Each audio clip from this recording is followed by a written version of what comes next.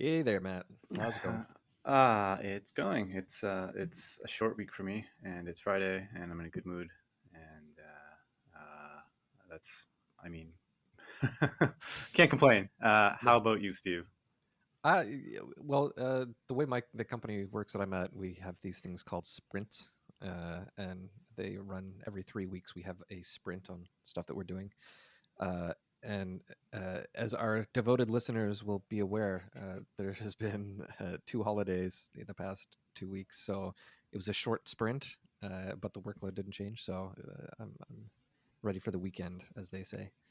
Ah, I Is that what see. they say? That's what they Looking forward say. to the weekend or something? That's what they say. Yeah, TGIF. I have. It's just for me, the timing is such that it's like the start of a new half, and so Mhm. that also has a lot of burdensome responsibilities that come in right at this time. You're kind of closing out on old things and starting new things. Uh, and yeah, it's not too fun. Next week's not going to be the funnest week, but I think I'll probably be in the clear after that. Mm.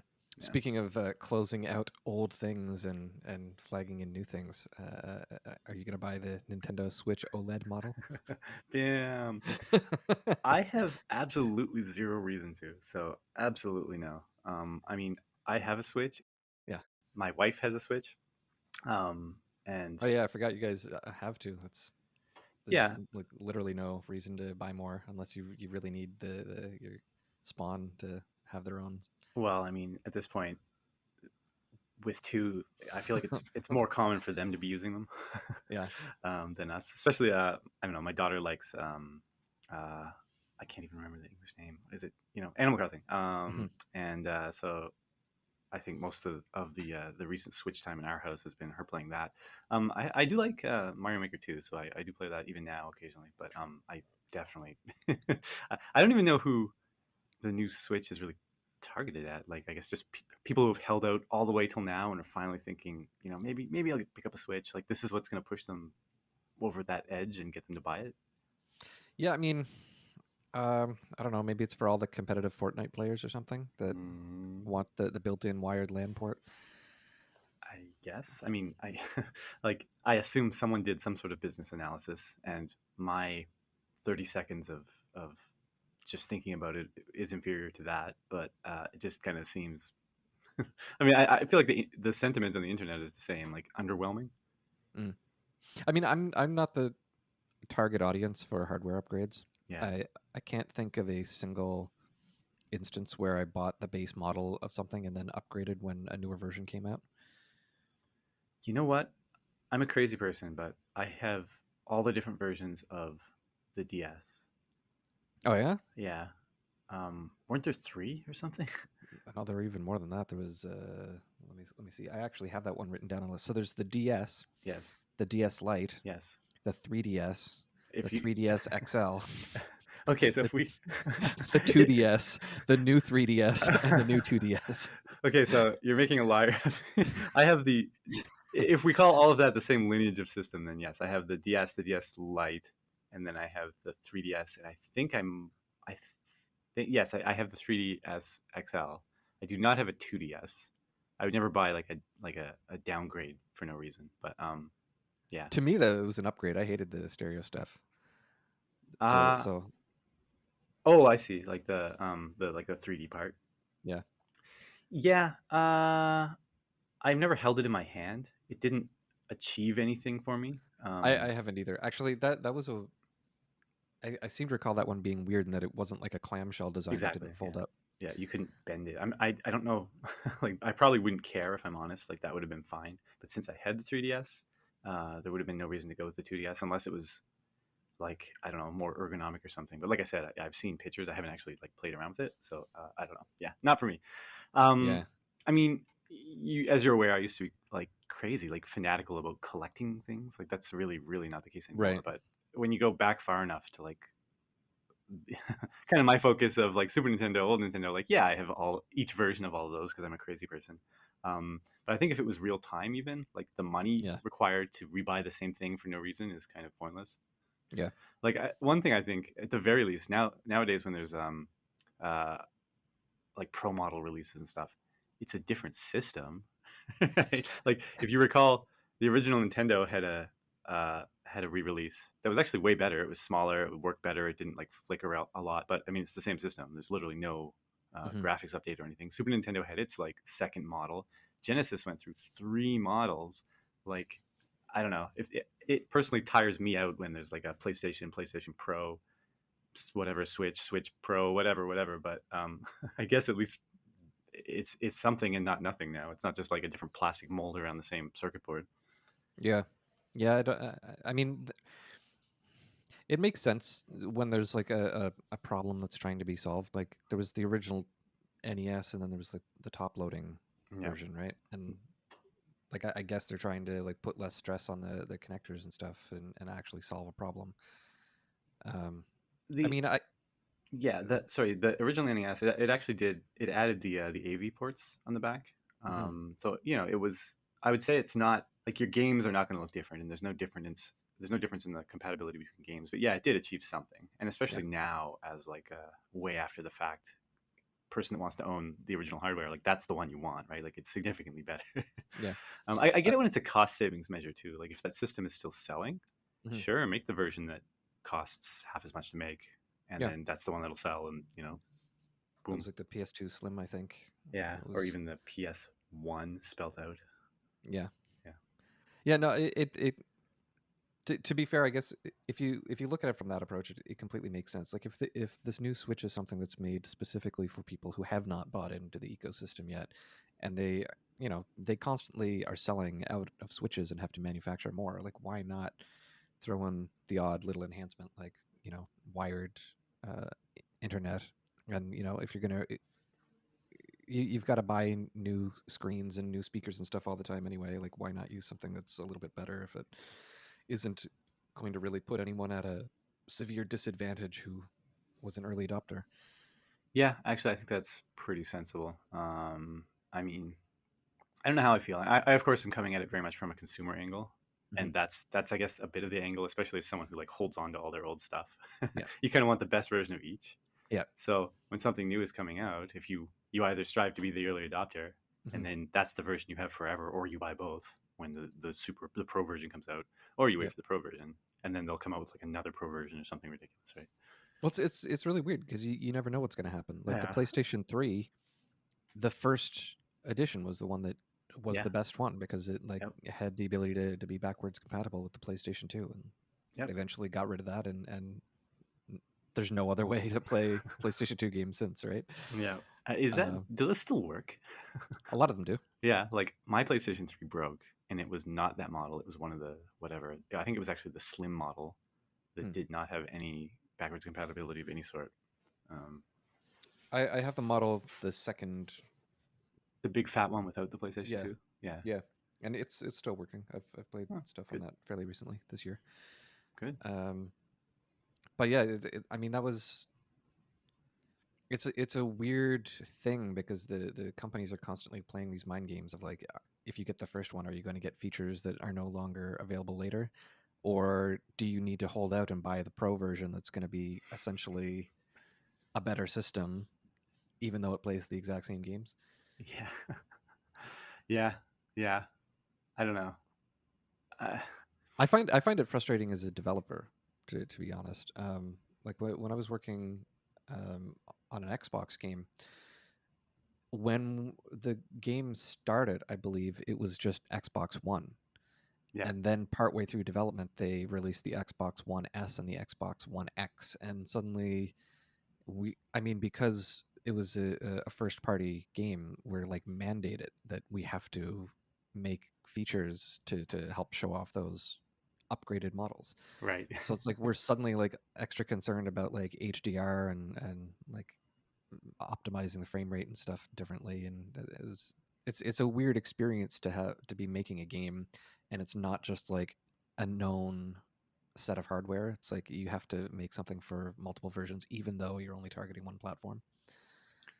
Yeah, I haven't been on that side of it. I can see that being super annoying. I feel like that's super annoying in general anyway, across all of like game development history, where you're developing for all these different consoles or you're Yeah. developing for computers, and then it's like, well, what should the requirements be? Let's look at the state of the world and what kind of the average consumer has, and let's not make something that's too incredibly hard to play because then Yeah. we narrow our market. But then, you want the nicest game, so maybe that is what we're targeting, something that's super pretty and blah blah blah blah blah like that. That seems like a persistent problem Yeah. that's just being made worse, I guess. It's yeah, it's a weird one. I mean, I don't think it's terrible in the way that Xbox and PlayStation handled it, because you'll get better frame rates and you'll get like HDR or something out of it, or like a higher resolution, but otherwise you're able for the most part to play the same games. Like Mm-hmm. I don't think if you were an adopter of PSVR, it was worth it if you didn't have the PS4 Pro because of the frame rate, like getting motion sickness and stuff with VR. Right. Um, but like with the DS, I thought that was like a really strange thing where they came out with the new 3DS and it played all the 3DS games, and then there were a few games released that you couldn't play on the original 3DS. Yeah. Uh, yeah. I don't know how I feel about that. Again, like I'm kind of out of that now. Yeah, like obviously, I think, but me 10 years ago, I would just have to own everything, and so like that's just another several $100s to plunk down on effectively duplicate hardware to play like what 6 games. Like yeah. it's yeah.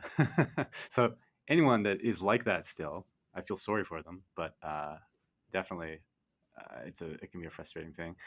Um, One thing I guess that's kind of interesting, like at least they don't really do like physical expansions anymore so much. Sega. Yeah, right. Like, of course, Sega's the infamous example with CD32X. Even like, I don't know, Super Game Boy or like the Rumble packs and controllers. Like, I don't feel like they'd ever release a Rumble pack now. They just release a new controller that has this new thing and it's inside the controller, right? Not like do new systems even come with expansion ports? Like, that doesn't even seem to be a thing anymore. um, I mean, there's There's USB. USB, yeah, and then Bluetooth, and then you can like do things that way. But Well, I would be what the shocked if there's like a hardware peripheral that you plug into the system and now everything is better. well, I mean, I guess to an extent there is, in the sense of like the VR or like Kinect or something, but it's not like they're changing the processing power, right? Yeah. With the 32X. Yeah, I'm trying to think. I get it. You're right. Uh, What's weird is like with the PlayStation 5 is like they've got this really supposedly, I don't know the specifics, but they've got like a unique solid state drive mhm. going on. So games are supposedly way faster using this new version of solid state compared to even just like ones that were made 4 years ago. Um, Hmm. so they have an internal drive, and you're expected to play all your PlayStation 5 games directly off it, and you can like move a PlayStation 5 game onto an external drive, but you can't play it from that. You have to bring it back onto this internal drive to play it. I see. Whereas like with PS4 games, you can play those off of external drives. I see.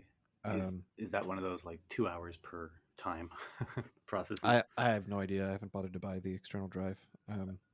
But it's weird because they came like it's using like an M2 drive, I think. Hmm. And there's apparently a slot inside it that's empty and waiting for you to install your own drives on, but it's been disabled. So until, I don't know, like a year from now or something, when they decide that they are going to commercially release these things, there's just no way to take advantage of that. And when it is enabled, you'll have to physically open it up. I see. Now that's a good design. Oh man. I remember doing that with the PlayStation 3. I remember taking out the hard drive. Like I think there's actual like little door that you can open up and take it out and replace it. So I replaced like, I don't know, it's like a 250 gig drive or something that I replaced with a terabyte. Yeah, I feel like that kind of like, I don't know. I wouldn't quite call that hacking, but I guess mild, low level hardware Yeah. modification kind of thing was really taking off in that era. Like I feel like Xbox, even PlayStation 2, there was a lot of like even I had an Xbox that had emulators and stuff on it, Hmm. and it was fascinating at the time to be able to do that. I mean, of course, it makes sense. Like they're just computers effectively, right? But if you were a kid back then, it's like, whoa, right? Like I couldn't do this with my Super Nintendo. I feel like right around then there was a lot of that. I don't know that I've seen a lot of that since. Maybe I've just been like pretty hands off or uninterested. I don't know. I guess with Yeah, like when they released like the Super Nintendo Mini, everyone was like putting every game on they could think of on it. yeah, Yeah. yeah. Using Hackchi. Yeah. I It's mean, it's interesting because mm, I mean I guess that could have been prevented somehow. I'm not an engineer. I don't know how it all works, but it just like you plug the USB cable that is required to power your system into a so computer, and then you're able to access the inner workings, right? Like yeah.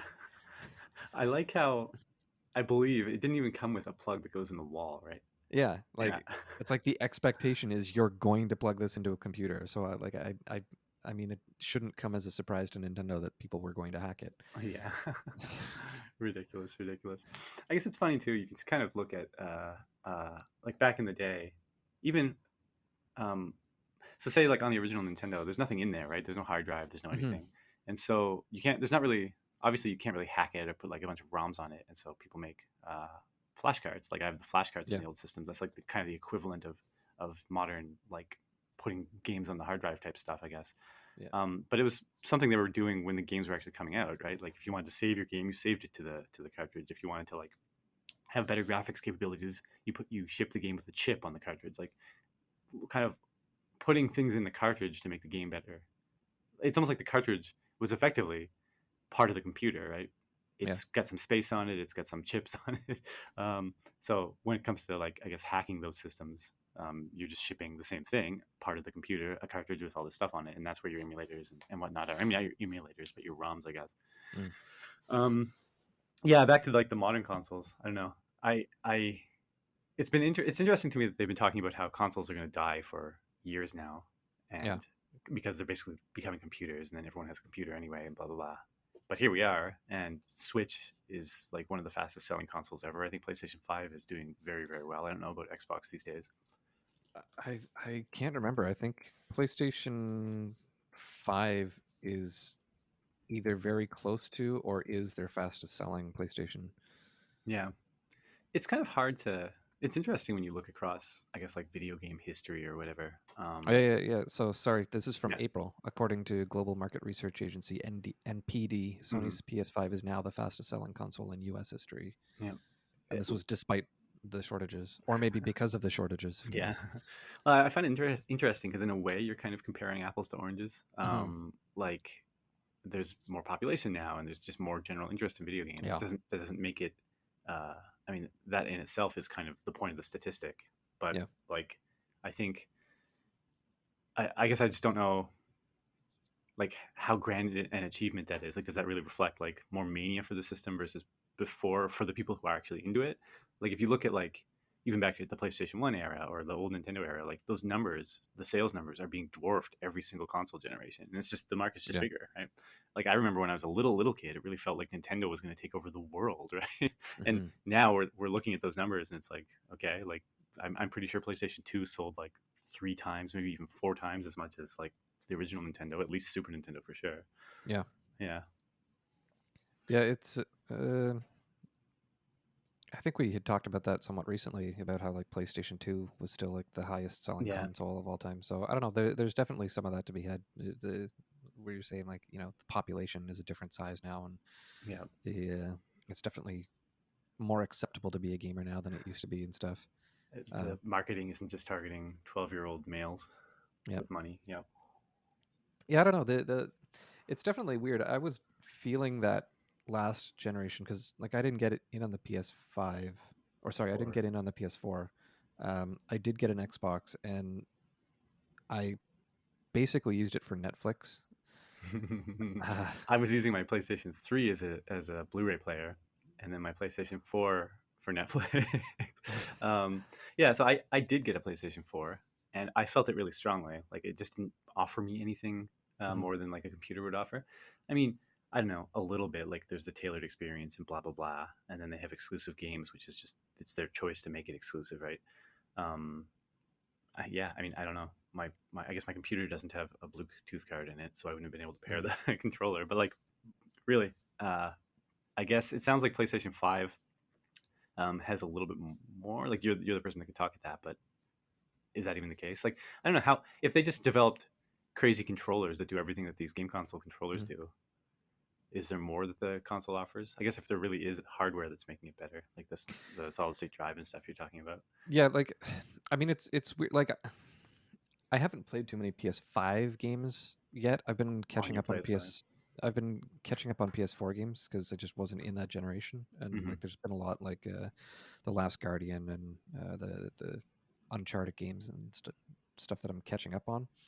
And I'm kind of glad that I did that because, yeah, like you're saying with the hard drive architecture, the things are markedly faster now. Hmm. I wish loading time Final Fantasy. I'm sorry that I type so slow. 7 remake PS5. Um, I- yeah, I was seeing someone like doing a comparison here, and I'm hoping that this website actually shows the difference.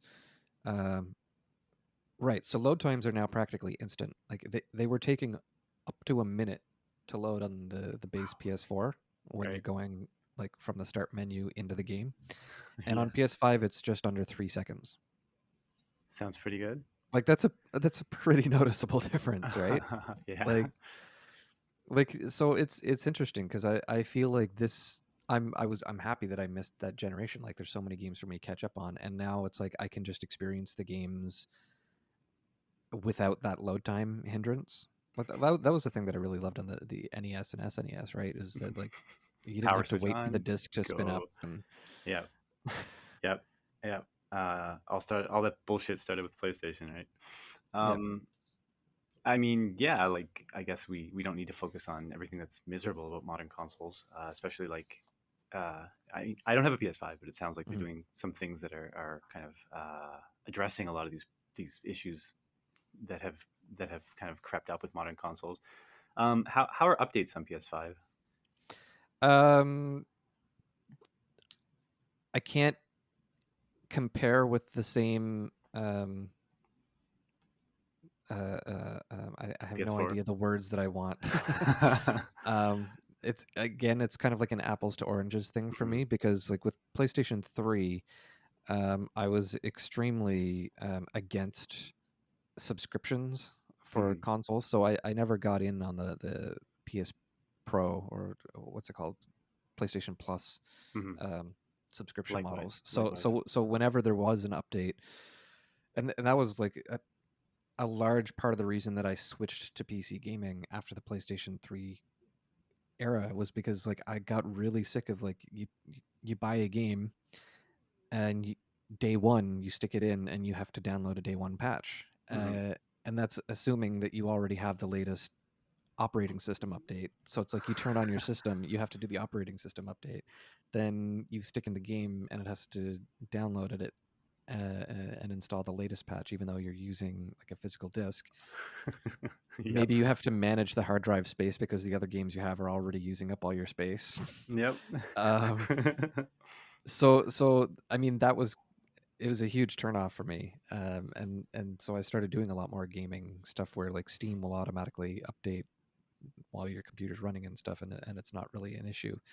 With PlayStation 5, um, I got a really good deal on the PlayStation Plus subscription. Mhm. So I just bit the bullet and I bought that. So I don't know how different the updating process is if you I don't see. have that. But for me right now, it's just like you leave it in sleep mode, and all those updates happen when you're not at the thing, and so the next time you turn it on, it's just ready to go. Yeah, right on. Um, and they're actually like with the PlayStation 3 game, every time you play it, um, like you put your console to sleep, but like that exits the game. Mhm. And so the next time you turn it on, you have to go through all those loading screens and stuff again. Whereas with the PS5, like you can put it to sleep, you can come back the next day, load up Netflix or something, load up YouTube. I think even load up another game, and then you can go back, and it will still just like instantly load that game from where it left off. Yeah. I th- I I th- I don't want to say numbers because I think I'm just making it up, but I think it stores up to like 3 games in memory at once. So like you could go back and forth and not have that load time. Gotcha. Gotcha. Interesting. Like three games concurrently being like run, if you will. I think so. Like I guess you can think of it as like the like with a 3DS. If you just close the monitor or if you close the system up, it just like Gotcha. Yeah. it just saves it there, and you're just instantly ready to go exactly where you left off, right? Gotcha. Gotcha. So Gotcha. so I mean that's a nice experience. That I mean I guess you could get that on Steam if you just like minimize the game. Back to computers, right? Yeah, I mean that makes sense to me. I obviously I don't have a PlayStation 5. My experience with even up to PlayStation 4 was like I left my PlayStation 4 in sleep mode, and maybe there's a setting that I didn't turn on, or I'm being dumb about it or something. I don't know, but like I don't ever recall it downloading an update while it's in sleep mode. I would like turn it on, and it would say update available. Do you Hmm. want to waste 40 minutes waiting for it right now or later, right? Um, and and that would happen for both the system or for any particular game I had. So I guess same deal, but like I don't know. I don't remember doing it during sleep. And does the Switch do it? I feel like the Switch is the same. I'll turn it on and it'll want to download an update, but it won't do it while it's in sleep mode. Yeah. So I mean, the Switch at least lets you like put a game to sleep. Yeah, But then when you turn it off, it's still at like this main screen with like advertisements on it and asks you to press the button 3 times and yeah, then it'll go into your game. yeah. Um, which I mean, I guess it's not that different with the PlayStation 5. Like if I wake it up, it'll ask me to log in and then it puts the cursor over the last game and I still have to press a button just to launch it, Right on, I right on. think. Yep. Uh, the, Yep. the the one thing that's kind of annoying is that there have been a couple updates to the controller itself. The PlayStation controller? Yeah. Okay. So I thought those were like wonderful, and the new controller is so cool. Blah, blah, blah. they are, and part of it's probably just the fact that I'm like, I managed to get it at launch. Hmm. So in this case, I'm an early adopter and getting like some fixes that like later adopters will be able to get just all at once. Hmm. Um, but I guess when they released it, like part of the feature of the controller is that it handles rumble considerably different Hmm. from the PlayStation 4 controller, so you can feel vibrations everywhere, and there's like pressure sensitivity in the trigger buttons that is unusual. Um, and I guess for whatever reason, it felt different than a PlayStation 4. Like if you're playing a PS4 game on it, like the haptics just didn't feel identical. Hmm. Which I guess makes sense. It's different hardware, right? Hmm. So like one of the changes that they did was they have like figured out how to emulate the PS4 feeling better. Okay. For like So so PlayStation 4 games specifically, I guess, right? yeah, Yeah. and so they just updated that at the hardware level, and it was taken care of, and now it just is automatically like that for all PS4 games. Um, like none of the developers had to go in and change any of the code to to Yeah. to do anything differently. Yeah. So, but I guess that's a thing where like one day I booted up my game and it says your controller needs to be updated. Please plug it in and update.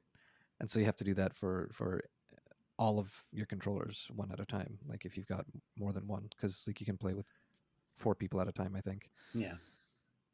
So not the end of the world, but not the end of the world, yeah. but it's the sort of thing that's kind of annoying about this era. Like Yeah. the original NES era, it's like you plug your stuff in and that's it. Like you're Blessed simplicity. yeah, it's I don't know. There's something romantic about being able to just plug that cartridge in and turn it on, and When it if you're worked. lucky, it'll play. Yep. uh, I think the thing that got me the most frustrated was like I was starting to get really annoyed with PS3 era, and there were just a whole bunch of games coming out like Faster Than Light and Guild Wars and stuff that made me switch to computer gaming for a little while. Hmm. Um, and eventually, I came back and decided I was going to play the Mass Effect trilogy. Hmm. on my PS3 because it cost me like $2. Uh, and man, was that an unenjoyable experience to have to like update the system and update the game and remember my login for uh, the BioWare servers so that I could log in. And I think it took me like well over an hour Yeah. to be able to play that game when I decided I was going to do it. I think, I mean, to be fair, like if you neglected your computer for Hmm. months and just played games and then decided to turn on your computer to do something for the first time in forever, it would be the same, right? If you're on a Yeah, Windows gaming PC, it would want to update Windows, and then whatever, there's some patch, and Steam itself would update, and blah blah blah. And finally, there's a driver update for my controller, whatever, yep, whatever, whatever. Finally, you can play. I think the way that the PC benefits is just that since it is so multi-purpose, we're just using it all the time anyway, and that hmm it's not like, I guess, like by taking just your gaming software and segmenting it in its own little hardware box, yeah, you're duplicating all of that bullshit specifically for your gaming. yeah, And so there's definitely huge benefits to being able to do it all in one system. yeah, yeah. It's I don't know. It's definitely a weird world where, like you said, the consoles are increasingly becoming computers. Like I feel like that was definitely the draw for a long time for me with like original Nintendo up to like N64 is just like the system is the system. You know that every game is designed for that and it's going to work. And it's definitely odd today having like the Xbox One S, One X, Series S, Series X, and it's just like how do all of these compare to each other? Yeah. uh, I mean, I don't know. I guess I'll ask the question. What is the main draw for you for PlayStation 5? Like, if you're honest, is it all these hardware quirks that are unique to PlayStation 5? Is it because you want to stay plugged into games and there's all these like exclusives? Like, what is It's it? it's it's largely the exclusive games that I'm drawn to. Yeah. So Um, so so sorry. like, Go ahead. and it's one part the exclusives, and it's one part the attitude towards PC gaming that Japan has. Um, like Steam is still not a very popular thing in Hmm. Japan. It's becoming increasingly so. But like for example, the game Near Automata was rated to be an incredibly popular or well loved game, however you want to describe it, Hmm. and it was getting like really positive feedback for Xbox and for PlayStation. And for whatever reason, they just released zero patches for it at all on PC, and it was like globally known as basically unplayable. Globally known. like it's like don't buy it on PC. Like Yeah. if Yeah. you buy it on PC, you have to play it with a mod that makes it playable. That's pathetic. I mean, I don't know. All of that though is still arbitrary. Like Yeah. it's not your fault, but it's like these industry players making these choices that are just Yeah. like, yeah, like segmenting things. So it's like if I want to play that game, I'm better off to play it on a console. And if I'm going to get a console, then I have to start looking like, Sony. I think they very recently, um, Horizon Zero Dawn went from being a console exclusive to being on Steam. Hmm. But it's there's so many games like that that are just like Sony is the publisher and they've decided this is our platform, the Yeah. one that we make, and if you want to play it, you buy into this ecosystem. Yeah. And so it's like, all right, well, I want to play The Last Guardian and I want to play these other ones that this is the option. No, fair. I get it. I guess it's just, I don't know. I hate being jerked around as a consumer because it's obviously just companies doing their thing, right? It's kind Yeah. of like all the different streaming services or whatever. But if you do sit down and think about it, um, the like if every single game was available on every platform, which is not, Hmm. it's kind of a silly statement. Platforms are different, blah blah blah. But if that Hmm. was the case, what do you get out of the console, right? Like I feel like not that I've signed up for multiple streaming services, I Hmm. don't care enough about whatever TV and stuff. I do have Netflix, but like people who do, it's like, okay, it's a service. You're just paying for the service, right? It's Hmm. just like, give me those TV shows and movies, give me those TV shows and movies. With a Yeah. console, they're forcing you to buy extra hardware that you put in your house. Like it's not just a Yeah. service. It's stuff that you have to bring in. It's more plastic and stuff. Yeah. So I guess there's an extra layer of kind of like eyebrow raising for me, Mm. which has kind of, I mean, it's always been the case, right? Like even if you go way back to whatever. Like there's always been games on computers and games on consoles, and you want these games or those games, right? Really, is what it It's boils down to. there's a comfort factor as well. Mm, Um, like I'm lucky in that I am making games and making visual effects and stuff that requires me to have a good computer, mm-hmm, and so I can sit down and play basically any game I want on my PC. But I'm at a desk in an office chair, like with my eyes less than 2 feet away from my screen, mm-hmm, and that can be okay for solo experiences, but it's not very relaxing. mm-hmm. I No. prefer to be on the sofa, several feet away from the TV with my legs up, and I find that particularly if I'm going to play a game with my kid, I don't want him on my computer. Yeah. I want to be on the sofa next to him. So if I have the option of buying a game like Biped or Pod or something, which are two great co-op indie games, I'm going to opt to buy those on my Switch instead of buying them on my PC because it's a nice, comfortable way that I can play the co-op with my kid. Yep. Totally got it. I mean, I think that's And it's a much smaller cost of entry to get those consoles and know that everyone's getting like an experience that is going to work on that console versus. versus like a PC, and it's like everyone has different video cards, everyone has different stuff. You don't know if it's going to be compatible. Yeah, yeah. Believe me, I'm not like some sort of super pro PC person. Yeah, I'm yeah, kind yeah. of trying to see it the other way, I guess. I feel like all of that totally makes sense, and it's easy to look at your own kind of space and project Mhm. that onto others when everyone has their own set of concerns. Um, I mean, like I have my computer connected to my nice TV, and then like that's what we play multiplayer games on. Mhm. It's not like connected. It's not. It doesn't double as my work computer. That's a Right. different thing. So in a way, I mean, I do a lot of things on this computer, but in a way, it's almost like I'm still kind of uh, putting boxes around. Like this hardware is for this hardware is for this. It's not Yeah. like my single multi-purpose machine. So I'm already kind of cheating here. But um, I don't know. I just feel like there's a solution that the companies wouldn't like because they would sell less things, but that would Mhm. be nicer for the consumer and just make a ton more sense here when you really think about it. Um, yeah, I don't know. But it's interesting though, where you were like making the small comparison to Netflix and Hmm. Disney Plus or whatever. Like that's exactly what they've been trying to do since the 2 generations ago with like giving you PS Plus or Xbox Gold or whatever the Nintendo thing is called. Like they're trying to make you pay a monthly subscription for a service. Like a lot of the time, they're still selling the hardware at a loss just Yeah, yeah. to pull you into the ecosystem. Yeah, that's fair. I wonder how often is that the case? Is PS5 still being sold at a loss? I think PS4 was at a profit, but other than that, I think practically everything has been at a loss. Which I can't type with my microphone blocking my line of sight to my keyboard. Which consoles were sold at a profit?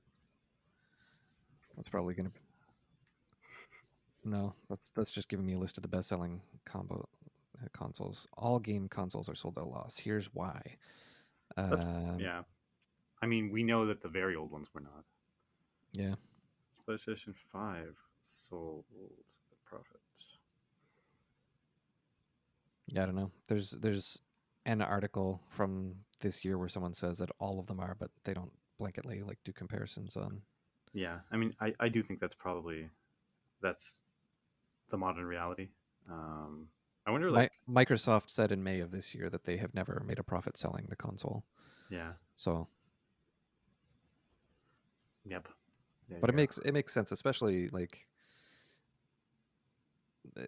everyone that sells a game on the Nintendo or on the Xbox owes a small cut to the manufacturer, right? Hmm.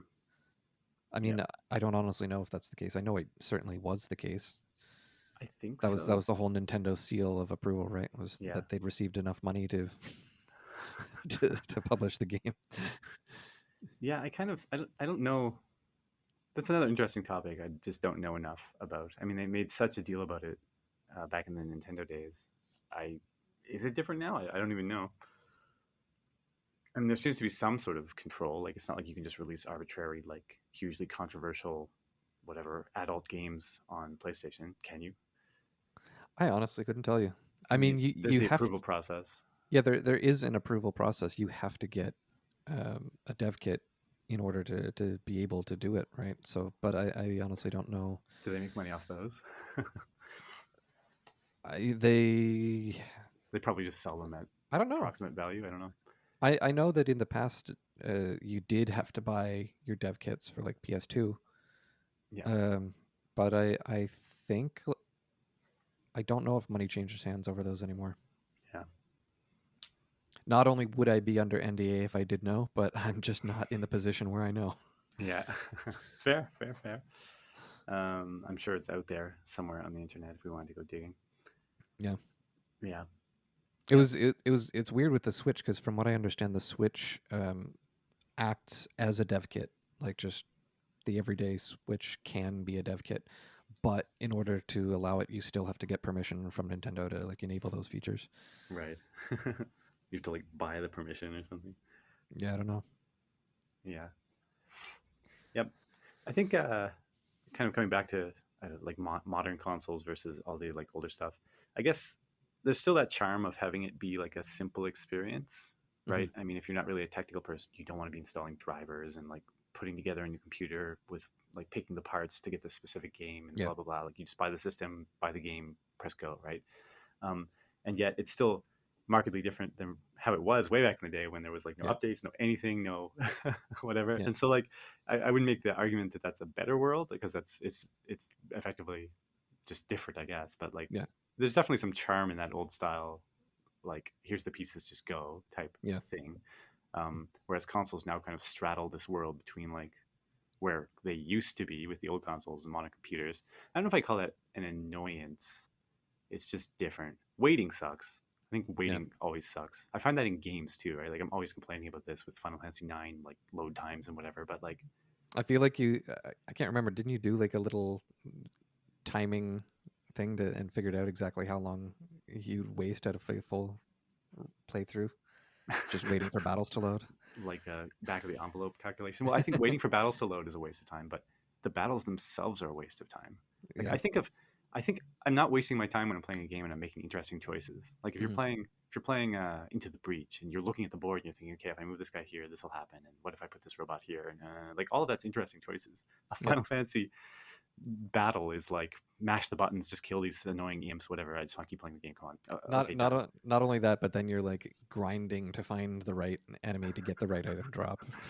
Yeah, so if you consider all of that a waste of time and the load time's a waste of time, then probably half your play time or more. I mean, I don't even Yeah. like clicking through the cartoon characters whining about their problems part. I forget why I even played these games. Like for me, it's like, what part did I enjoy? I don't know. I forget. Equipping the characters to optimize like for some dungeon was kind of fun, I guess. Yeah. Which then in like Final Fantasy VI, didn't they just like make it so that you could click the optimize button? Yeah. And then in like 7 and 8 they kind of started they made it like instead of 5 slots it was 3, and then in 8 you didn't even really swap weapons out, you just bought new ones with parts, and then it's like I don't even care about that. Yeah. Yeah, Final Fantasy X, I guess you didn't play that one. It's like I don't even remember how it works, but like the best weapons in the game, I think you had to find them all and like go on some journey or something. And I can't even remember how it worked, but I just skipped it. There was like one of them I think you unlock by dodging lightning 5 billion times or something. What? That's what so it felt like, at least. so I know this is a huge digression from whatever the topic was, but I'm always so happy to complain about Final Fantasy with you now. Have you played Xenogears? No, Okay, so I kept hearing that it was the text speed was too slow, so I just never bothered. text speed. I when you press the Yeah, pause, when you so press, sorry. yeah, go Just ahead. before you do that, I'll just correct it. So, in order to get the sigil for Lulu's weapon in Final Fantasy X, you have to dodge a lightning bolt 200 times in a row without leaving the area and without missing.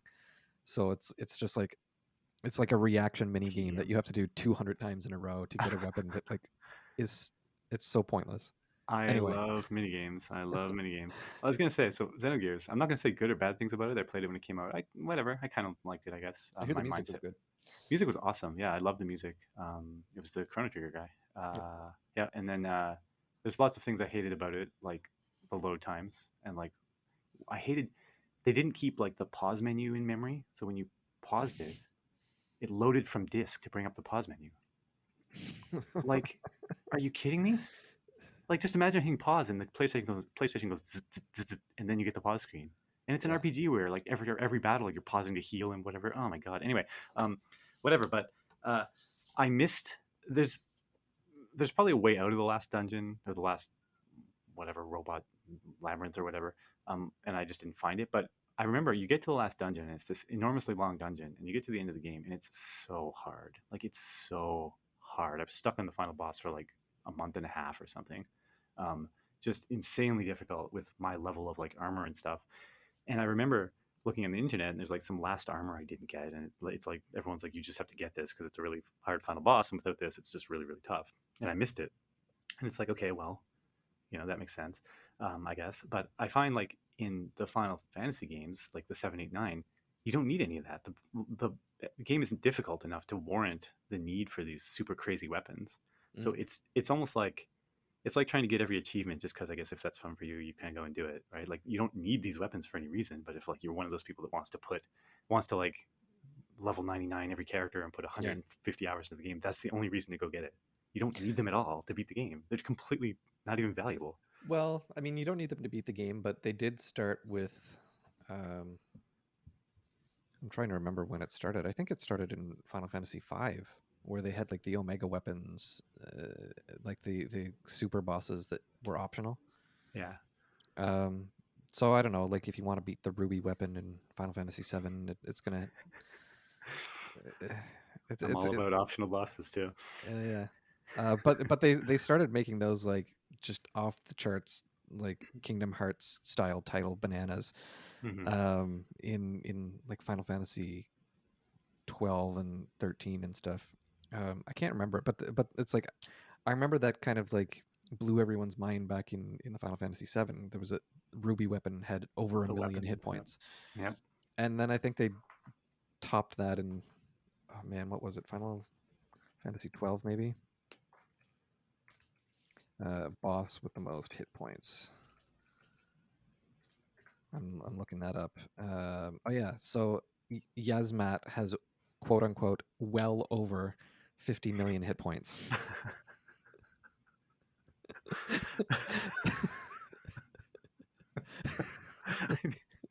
So I'm talking about interesting choices in games and like like like Into the Breach and how there's like this complex strategy and trade-offs you have to make, and like the way you impress people in Final Fantasy is just to crank it up to 50 million hit points. I mean, I know it's a little deeper than that, but yeah, I don't know. I've kind of timed out on these newer. Like, there's no way I would get excited about that and do any like make any effort to go and find and beat that boss after making an effort to go like clear some mini game to get some special weapon. Like, there's just no way. Come Yeah. on. It says, yes. Oh man, it's hard to read when you're laughing. Uh, Yasmat is the ultimate elite mark in Final Fantasy 12. Okay. It's not only the ultimate mark, but also the ultimate boss.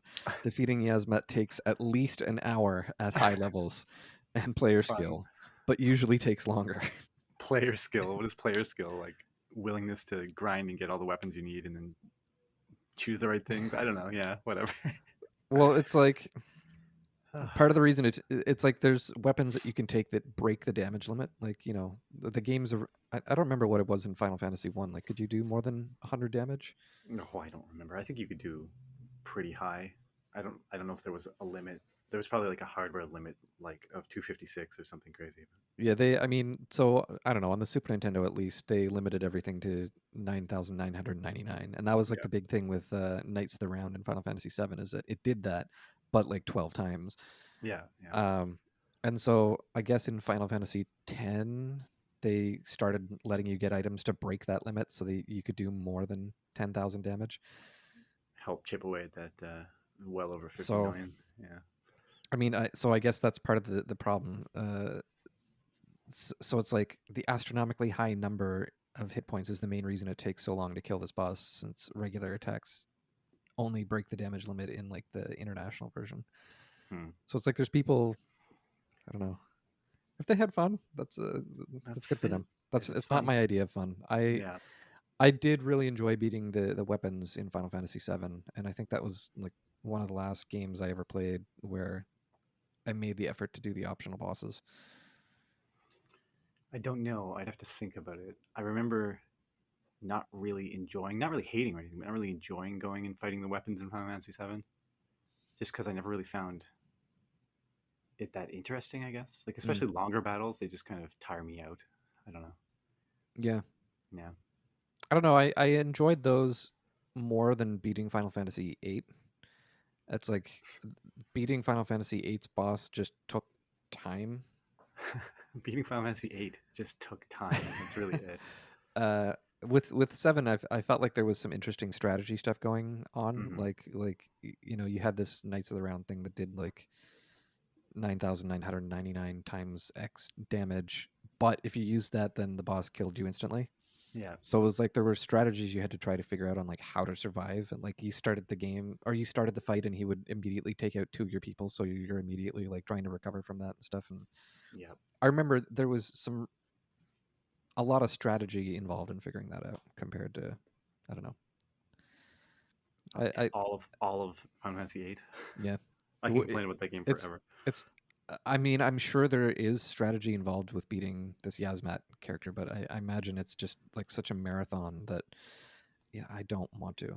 I mean, when you say it's an hour fight, like, are you? I imagine playing. It's just my example for the day, I guess. But if you're playing Into the Breach for an hour, there's probably so many different, interesting, weird setups that happen Yeah. and strategies you need to consider. Like, I'm sure the 50 million hit point boss. If you're 10 minutes into the fight, if you're 40 minutes into the fight, maybe there's different forms. I'm making guesses, but like, Yeah. is that differently? I would probably be bored out of my mind after like half an hour. I, I don't know. Some people Some people like it, yeah. No, that's like the stakes are, I guess, what makes that exciting. Like for me, I don't want to have to replay an hour of if the you same die. thing. Like if I die, I don't want to do that again. Like Yep. especially since there's just like you know the whole point I'm playing the game is to relax and have fun, right?